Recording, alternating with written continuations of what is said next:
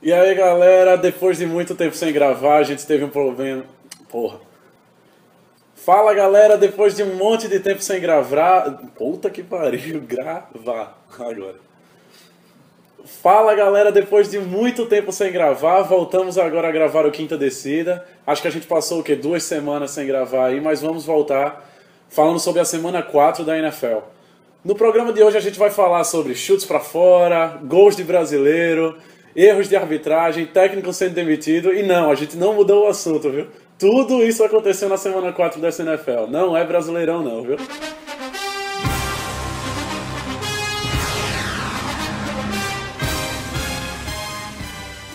Eu vou começar falando um pouquinho dos erros dos kickers, que eles chamaram muita atenção. 8 jogos tiveram kickers sendo protagonistas, errando chutes, acertando. E a gente vai começar com esse primeiro jogo aqui, que foi o Baltimore Ravens contra o Pittsburgh Steelers. Foi o jogo da quinta-feira, o jogo que abriu a semana. E é o jogo de uma das maiores rivalidades, mesma divisão. O Steelers vinha de 2 vitórias e 1 derrota, enquanto o Ravens vinha de 3 derrotas. E foi um jogo bem apertado, um jogo onde eles não tiveram o Big Ben. E aí no lugar dele foi o Mike Pitbullvic, que apelidaram ele de Pitbull porque ele passou um ano preso por promover brigas de Pitbull. Tivemos também o kicker do Steelers, Scooby, que é um veterano, errando 2 field goals decisivos, o que levou esse jogo para o overtime. E no overtime eles tiveram a chance de chutar e não usaram o Scooby. Salsicha estava até perguntando, Scooby-Doo, cadê você, meu filho? Mas eles não usaram o Scooby, que acabou sendo demitido após o jogo. E o kicker do Baltimore Ravens teve a chance do field goal mais longe do que os que o Scooby errou e acabou acertando e vencendo. O kicker do Baltimore Ravens, que tem o número 9, então é o K9 aí, o que a gente leva em consideração, que tem o Pitbull, o Scooby e o K9, esse jogo foi bom pra cachorro, hein? Mas, seguindo aqui, a gente já vai para outro jogo que também foi... que também teve um kicker que errou, foi o jogo entre o Jaguars e o Indianapolis Colts. Foi um jogo que o Colts deveria ter ganho fácil, mas o Jaguars acabou tendo 3 chances, na verdade, de acabar com a partida, com um field goal, ou de pelo menos empatar a partida, mas o kicker novato deles não acertou nenhum dos field goals, e acabou que o Indianapolis Colts venceu essa partida por 16-13, e segue na liderança dessa divisão. Era um confronto direto também, e segue na liderança. Seguindo para o próximo jogo, a gente teve o jogo entre o Philadelphia Eagles e o Washington Redskins. Foi uma vitória de 23-20 para o Washington Redskins, que chega a 2 vitórias e 2 derrotas, um resultado muito importante. E nessa partida, o que me chamou a atenção foi outro kicker, que errou um field goal de 33 jardas, além de errar um extra point, que também é de 33 jardas. Então ele teve 2 chances no mesmo local durante a partida, e isso aí somam 4 pontos para o time do Eagles, a diferença foi de 3 pontos, então se você for somar aí, acaba atrapalhando o time do Eagles, que perdeu por 3 pontos de diferença e o kicker errou 4. Seguindo também temos o jogo entre o New York Giants e o Buffalo Bills. O New York Giants, que estava cotado a perder, disseram que era uma zebra, mas eu não acredito em zebra porque o Giants é gigante. Mas foi um jogo onde o Eli Manning volta a ficar entre o top 5 dos quarterbacks da semana, jogou muito bem. E uma defesa do Bills, onde cometeram muitas faltas, perderam um touchdown e ainda cederam um touchdown para o New York Giants por causa de faltas. E é o que todo mundo fala dos times de Rex Ryan, do treinador do Bills, que eles fazem muita falta. E outro kicker errou um field goal de 30 jardas, um field goal muito simples, ele acabou errando. É mais um kicker aí que chamou a atenção por errar, foi o kicker do Bills. Não influenciou muito porque o jogo foi 24-10 para o Giants, mas é mais um kicker que erra. Já continuando para esse jogo aqui entre Dallas Cowboys e New Orleans Saints, foi a volta de Brees, jogador quarterback famosíssimo, e ele estava machucado, acabou voltando, e voltando precisando de 2 passes para completar 400 passes para touchdown, seu 5º jogador. Em jogadores de atividade só tem 2 que fizeram isso, que é o Peyton Manning e o Tom Brady. E começou o jogo, ele já conseguiu um passe para touchdown, estava jogando muito bem, sendo que chegou no final do jogo, o Dallas Cowboys empatou a partida, E aí o kicker do Saints teve uma grande chance de acabar com o jogo, faltando poucos segundos, e ele acabou errando o chute, e o jogo foi pro overtime. Mas foi pro overtime para ser o overtime mais rápido da história da temporada regular. Porque logo no começo do overtime, Breeze lança a bola e consegue um touchdown de mais de 50 jardas e conseguiu chegar a 400 touchdowns. Então, foi só para ele conseguir o número 400 mesmo. Eu acho que o kicker combinou com ele ali, ó, eu erro, tu faz o número 400 e aí acaba o jogo assim mesmo e todo mundo fica feliz. Mas foi mais um kicker que errou uma bola decisiva. Seguindo para o próximo jogo, temos o Cleveland Browns contra o San Diego Chargers. E nessa partida, o que chamou a atenção foi no finzinho do jogo, outra grande chance de um kicker terminar, tipo, de se consagrar ali. E aí o kicker novato do Chargers errou um field goal, que todo mundo foi para desespero, mas aí a defesa do Browns fez uma falta. E por causa dessa falta, o kicker teve uma segunda chance e acabou acertando. E o San Diego Chargers venceu por 3 pontos de diferença, foi 30-27 essa partida. Já seguindo pro Oakland Raiders, Oakland Raiders que enfrentou o Chicago Bears. E o Chicago Bears conseguiu a primeira vitória nessa temporada. Ninguém acreditava nisso, mas eles conseguiram. E conseguiram com um field goal decisivo, faltando 7 segundos. Isso mostra o quanto o kicker é importante. Porque quando ele teve essa chance, foi um field goal longo de 48 jardas, teve a chance, faltando 7 segundos na pressão. O time nunca tinha vencido ainda, não tinha vencido ainda nessa temporada. E ele foi lá e acertou e saiu com a vitória. Tá vendo como o kicker é importante? Mas, já passando para outro jogo, foi um jogo que chamou muita atenção, porque foi jogo de quebra de recorde. O Kansas City enfrentou o Bengals, e o Bengals que está 100%, é o time sensação. Andy Dalton é o quarterback da semana. E o que chamou a atenção nessa partida foi o brasileiro Cairo Santos. Ele conseguiu 7 field goals de 7, incluindo 2 field goals de 51 jardas. Todos os pontos, os 21 pontos do Kansas City foi marcado por ele, me ajudou muito no Fantasy, 25 pontos.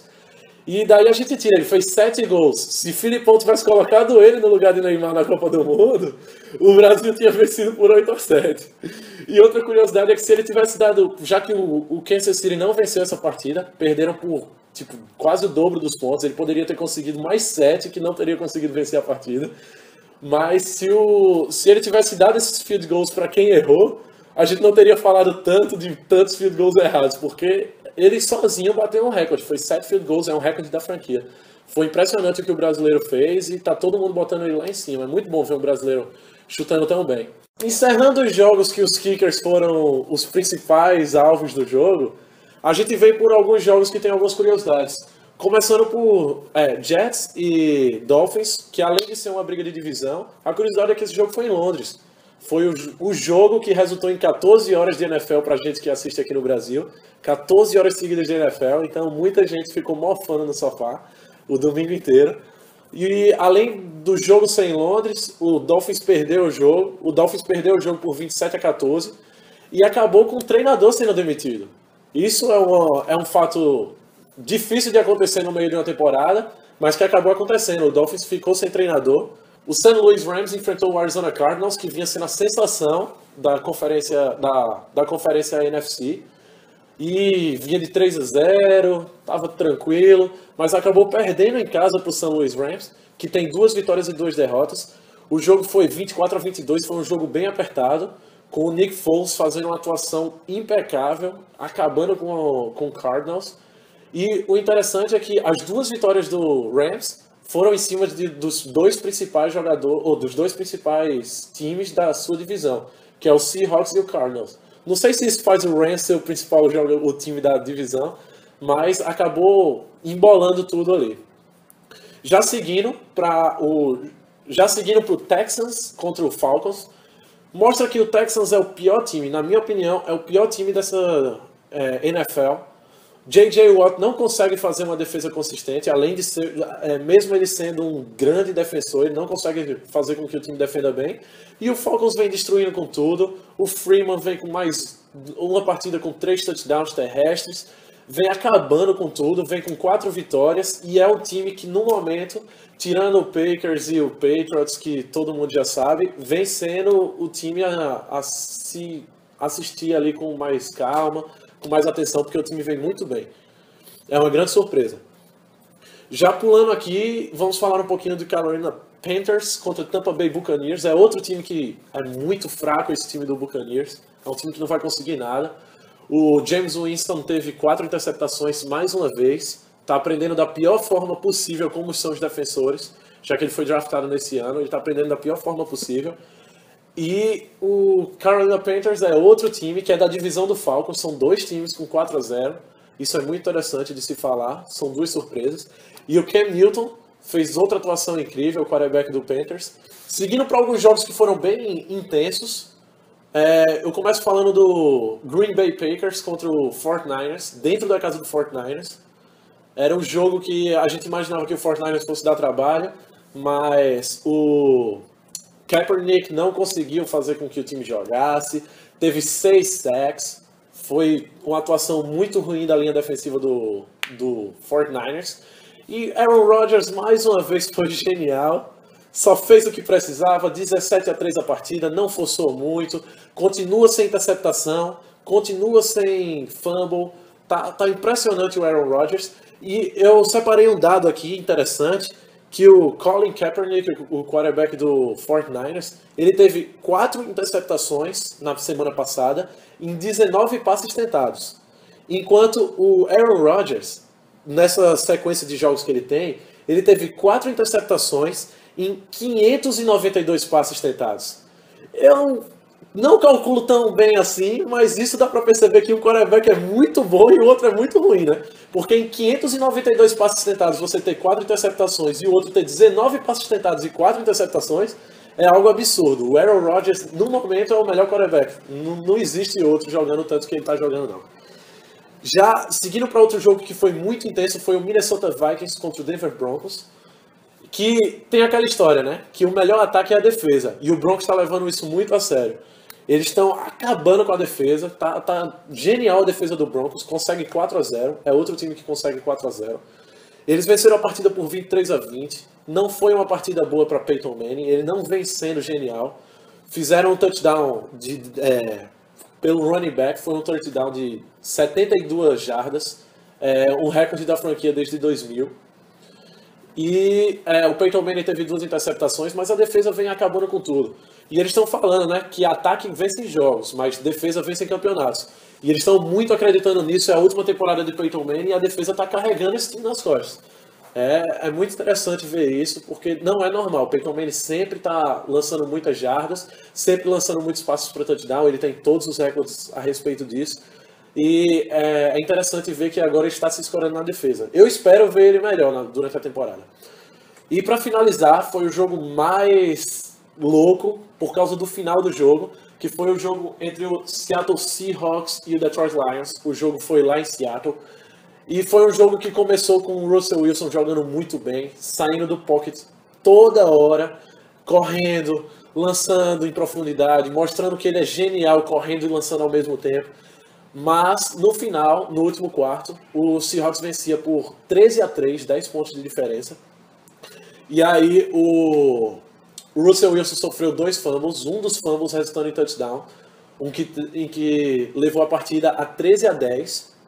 E aí o Lions teve a chance de acabar com o jogo, teve a chance do touchdown, lançou o Stafford lançou para o seu melhor recebedor, que é o Kevin Johnson, e quando ele estava a 1 jarda do touchdown, o Ken Chancellor foi genial, roubou a bola, forçou um fumble, mas o interessante dessa partida é que teve um erro de arbitragem.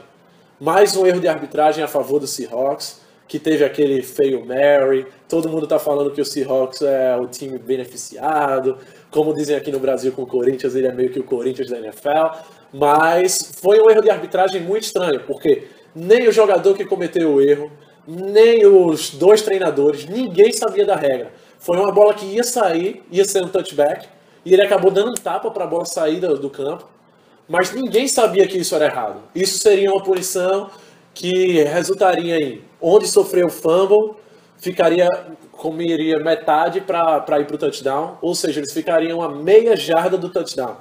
Meia jarda, primeira descida, seria muito difícil para a defesa do Seahawks segurar, e isso resultaria numa vitória do Lions.